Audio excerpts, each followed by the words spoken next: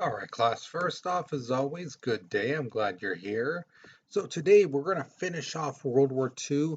Again, just like the other lessons, there's so much stuff that I have to share with you guys.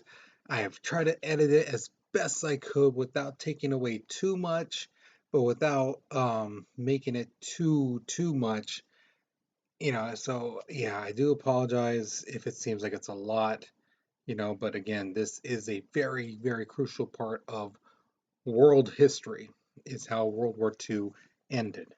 Okay, so let's go ahead and get started. All right, so the objectives today, we're going to analyze what happened on D-Day. Then we're going to examine the Battle of the Bulge, what that was and how that's so significant. And then we're going to create an argument on whether it was justified to drop 2 atomic bombs on Japan. So that's what we're going to be doing today. But first, we got our um, warm-up picture. So here it is. The first question asks you straight up to analyze the picture and what's going on here. Okay, explain what's happening, things like that. Um, the second question asks you, what do you think this artist is trying to say? Okay, as you can see from the bottom, again, from the art style, you can tell who the artist is. It tells you right there. And the last question asks you, what do you notice about the tools that the guy Stalin has in his hands? What do you notice about those tools? So think of the Russian flag and look at the tools, and that should really help you out. Okay, so pause the video, answer those 3 questions, but we're moving on in 3, 2, 1. All right, so really quickly, in February 19th through the 25th, American troops landed in Africa. Now, a lot of people think that D-Day was the start of U.S. involvement in World War II. It wasn't.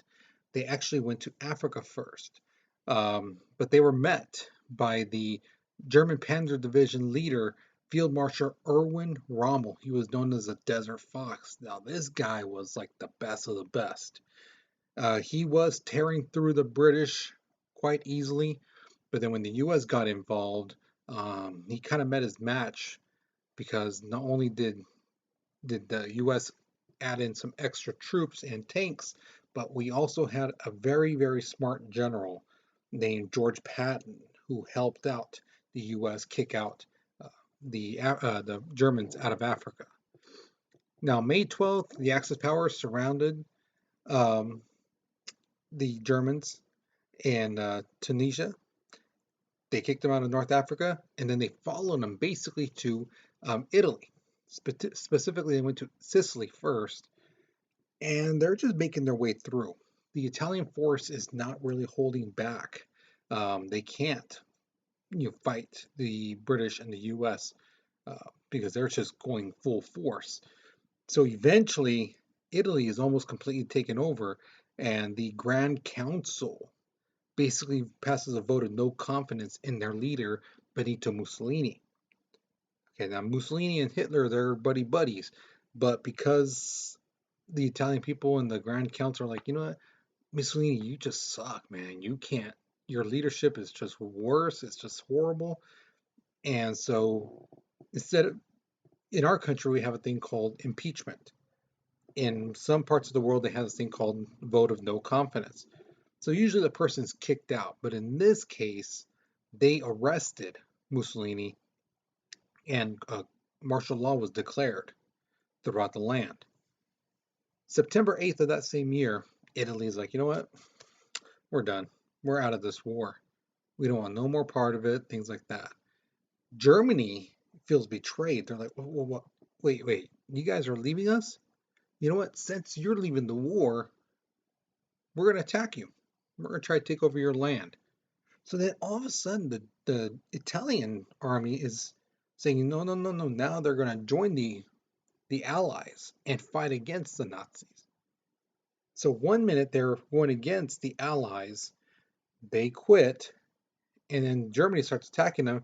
So then they join the Allies. You know, And that was, if that's what happened on October 6th of that year, they officially declared war on Germany. All right, so November 18, 1943, the Battle of Berlin begins.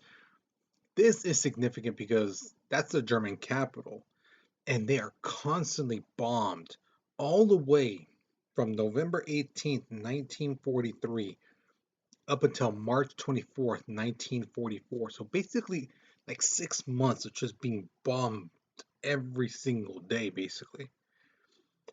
Now, the most important date in World War II is June 6th, 1944. This is known as D-Day. Now, just after midnight on June 6th, 24,000 paratroopers in 1,000 different planes fly over the English Channel and basically drop behind the enemy lines. So you got the beaches right here, you got forest land and stuff like that right here. This is where the paratroopers are dropped. And their job is to attack, behind the beaches and stuff like that, so that their focus is now on these guys in the forest area and stuff like that, and then the ships would come in. Excuse me. The invasion was scheduled to start at 6:30. Okay, a total of 176,000 men crossed the channel in 5,300 boats. And I'm sure you're wondering, well, how much land did they stretch on, or how much land did they go on the beaches?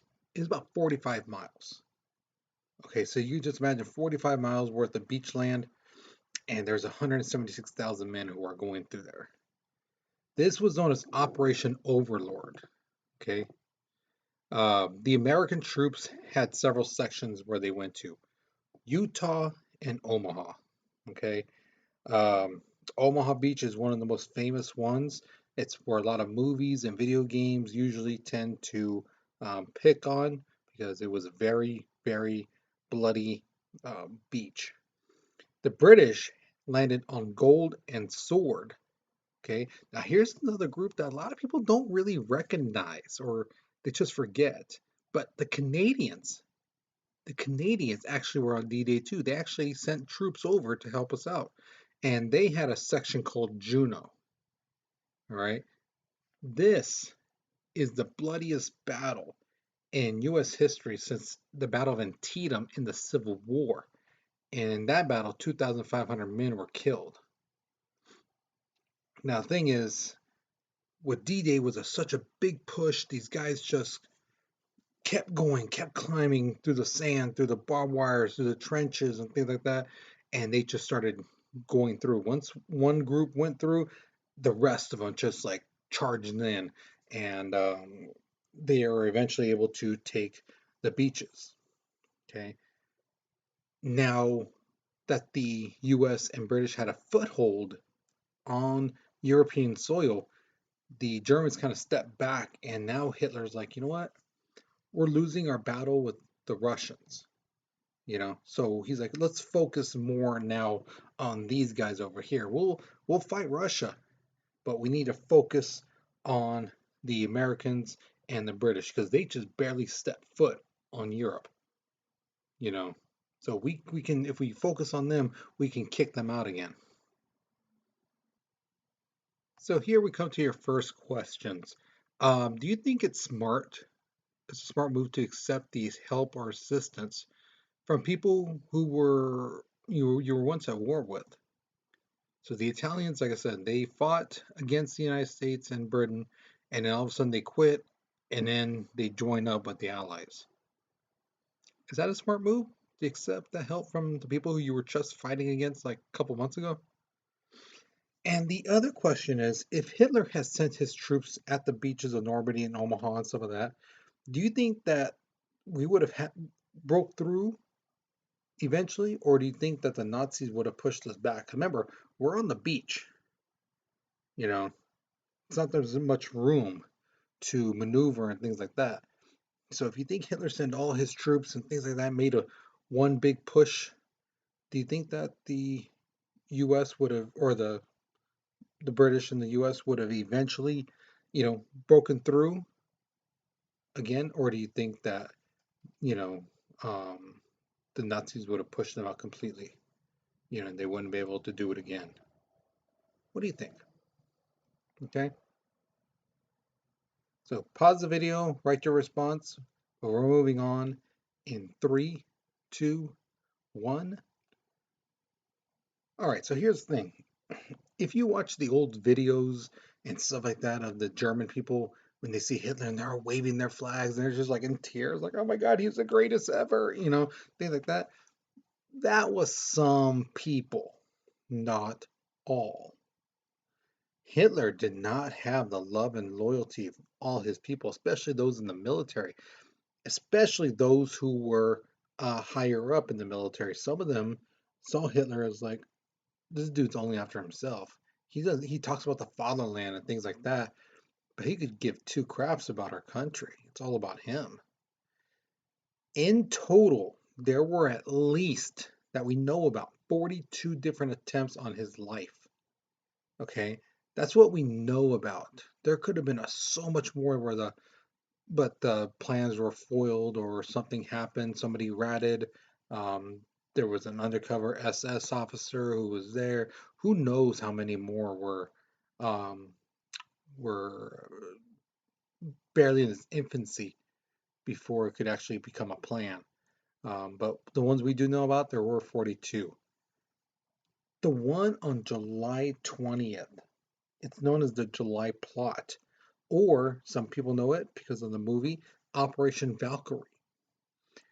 This one was, of all of them, the one that looked like it was the most successful one. It would have worked. It really would have. Basically, high-level German officials decided, you know what, they need to stage a coup d'etat. Right? They need to kill Hitler, right? Hitler and the top people, and then basically take over the government and end the war. Say, hey, allies, we're done. Hey, Hitler's dead. These other top guys are dead. We're in charge now, and we want peace. Okay. The attempt happened at the Wolf's Lair, but the problem was the original site was a concrete building, and with the blast force of the bomb, it would have killed everyone inside. However, they moved the meeting from the concrete building to a wooden building, and the impact basically just went out. It didn't keep the pressure in and didn't kill everybody. Hitler did get hurt, minor, but yeah, only think like only two people actually killed. There was a bunch hurt. Hitler was one of them, but that was about it. Excuse me. The main people in charge were Colonel General Beck, Colonel General Ulbrich, Major General Henning von Troscow, I believe that's how they say his name, and the most famous is the one. He had an eye patch. And had his hand blown off in Africa. His name was Lieutenant Colonel Schneck von Stauffenberg. Again, the plan didn't work. They tried to take over Germany, but eventually, when word spread that Hitler had survived, um, things went back to normal, and all the guys were executed. August 15th, American and French forces take over southern France, and Hitler basically pulls out of France now. He knows it's over in France. So let's set up a barrier here. Let's get all our soldiers at this point, stop them from advancing anymore. Okay. So if you look at these pictures, these are from France. The top one is these soldier talking to some French kids, and here are some soldiers going through, marching through France. So here's your next question. If Hitler had been killed by his own people, do you think that the German army would have kept fighting, or do you think they would have surrendered? What do you think? Do you think they would have been like, oh, well, dang, our leader is done. He's killed. Uh, I guess we'll just go home now. Or do you think they would have been like, we're gonna fight and die for Hitler. These guys, he died a hero. We're gonna fight to the end for him, and la la la la la, make his dream come true. Where do you think the soldiers would have fell on? Which side? Okay, so tell me what you think. Pause the video, but we're moving on in 3, 2, 1. So, December 16th, this is known as the Battle of the Bulge. This is the last push that Hitler had, because again, the British and the American soldiers and French soldiers are now pushing through, and so Hitler decides to give one last hoorah, right? 20 German infantry divisions, about 250,000 men, move along a 50-mile front, along with 600 tanks, right behind them. This force was so big and massive that it caught the U.S. British soldiers by surprise. Um, Many of them were cut off from one another. They couldn't communicate. They couldn't give supplies to one another. They were basically surrounded, and they were running out of ammunition and unable to fight back. And at one point, the German had captured about 10,000 soldiers. So things were looking like, okay, if you look at the map here, in the red is the Nazis, how they're pushing through and things like that. But that's as far as the Nazis got, because later on the Americans bring reinforcements and they start pushing the Germans back, back, back. And by January 30th, 1945, the Allies had gained back all the territory that they lost during the Battle of the Bulge. So in total, about 19,000 soldiers had died. 60,000 were wounded, captured, or missing.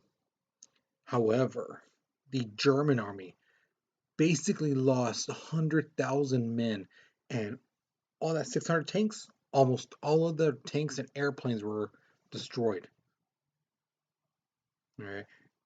April 15th, the American and Russian soldiers meet at Torgau, and the Germany is now cut in half. All right, so the U.S. and Russian soldiers, they meet up and they're like, "Hey, allies! Hey, hey! Okay, so you take that side, you take that side, we'll take this side." And the Russians enter Berlin the very next day. So April 30th, Russians go to Reichstag. This is the heart of the German Empire. All right, things are going bad. The Russians are just marching through. Some German soldiers are fighting back as much as they could. Some are just like straight up surrendering. They're like, okay, we're done, you know.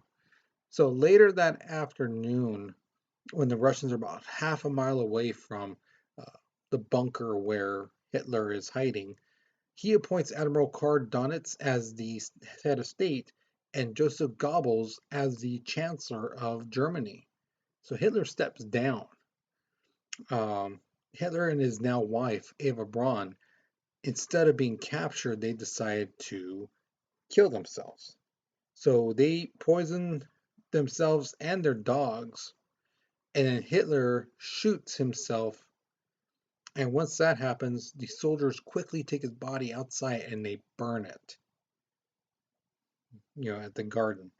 Um, May 7th, Germany surrenders.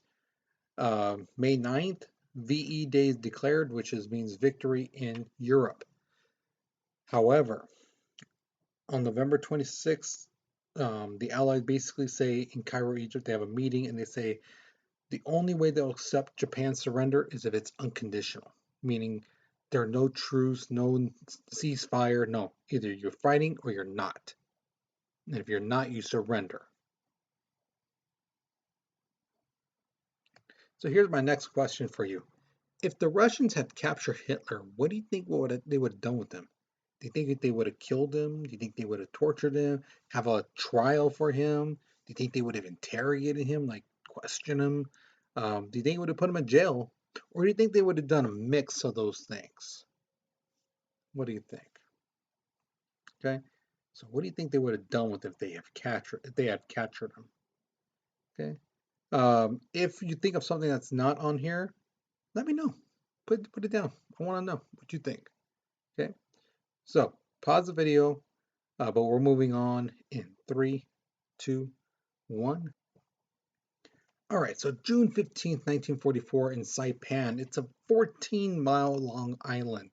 Um, the thing is, there's 30,000 Japanese troops on there, and for 2 days it's bombed by the U.S.